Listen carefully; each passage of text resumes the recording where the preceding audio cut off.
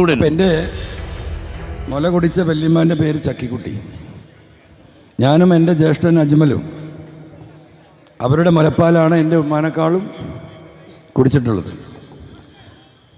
അപ്പോൾ പിന്നീട് അങ്ങോട്ട് നമ്മൾ ഓരോന്നും പരിശോധിച്ചാൽ ആ ചക്കിക്കുട്ടിക്ക് 2 മക്കളാണ് ഉണ്ടായിരുന്നത്. അതിലൊന്ന് കീരനാണ്, അത് മരിച്ചു. പിന്നൊരു സഹോദരി ഉണ്ടായിരുന്നു, അത് 1.5 വർഷം മുമ്പ് അവരും മരിച്ചു. ആ കുടുംബം തന്നെ കഴിഞ്ഞു. പിന്നീട് വീട്ടിലുണ്ടായിരുന്നത് ഉമ്മാനെ സഹായിക്കാനുണ്ടായിരുന്ന നാടിച്ചിയാണ്. അത് കഴിഞ്ഞ് ഉമ്മാൻ്റെ എനിക്ക് തോന്നുന്നു 2000 കൂടിയിട്ട് അവരും മരിച്ചു. ഉമ്മാൻ്റെ അവസാന കാലത്ത് ഉമ്മാനെ നോക്കിയിരുന്നത് കൊറ്റിക്കുട്ടി ചേച്ചിയാണ്. ഉമ്മ മരിച്ചതിന് ശേഷം ഉമ്മാൻ്റെ ബെഡ്റൂം അവർ തന്നെയാണ് അവർക്ക് കൊടുത്തിരിക്കുകയായിരുന്നു. അവരും ഇപ്പോൾ ഒരു 3 വർഷം മുമ്പ് മരണപ്പെട്ടു.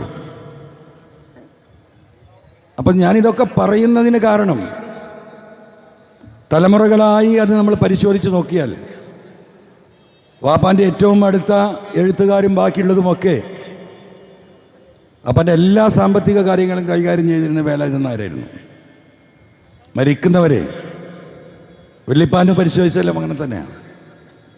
ഇപ്പം ഞങ്ങൾ ഈ തലമുറയും അത് തന്നെയാണ് തുടർന്നു വരുന്നത്. ഒരുത്തൻ്റെ മുഖത്ത് നോക്കി വർഗീയവാദി എന്ന് പറയുമ്പോൾ ഇതൊക്കെ ഇവിടെ വന്ന് പറയുമ്പം ഒട്ടനവധി പ്രയാസമുണ്ട്. ഒരടിസ്ഥാനവുമില്ലാതെ 5 നേരം നമസ്കരിക്കുമെന്ന് പറഞ്ഞതുകൊണ്ട് ഞാൻ നമസ്കരിക്കുമെന്ന് പറഞ്ഞിട്ട് തന്നെയാണ് മുന്നോട്ട് പോകുന്നത്. അത് ഇസ്ലാമിനെ മനസ്സിലാക്കാത്തതുകൊണ്ടാണ്. ഇസ്ലാമിൽ ഒരു അന്യ മതസ്ഥാപനങ്ങൾക്ക് നേരെ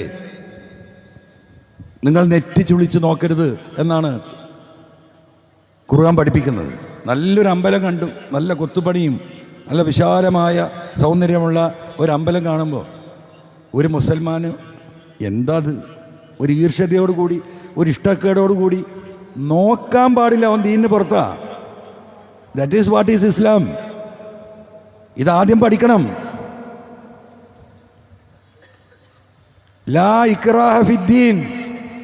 മതത്തിൽ ഒരു നിർബന്ധമില്ല. ഒരാളെയും നിർബന്ധിച്ച് മരത്തിലേക്ക് കയറ്റാൻ പാടില്ല.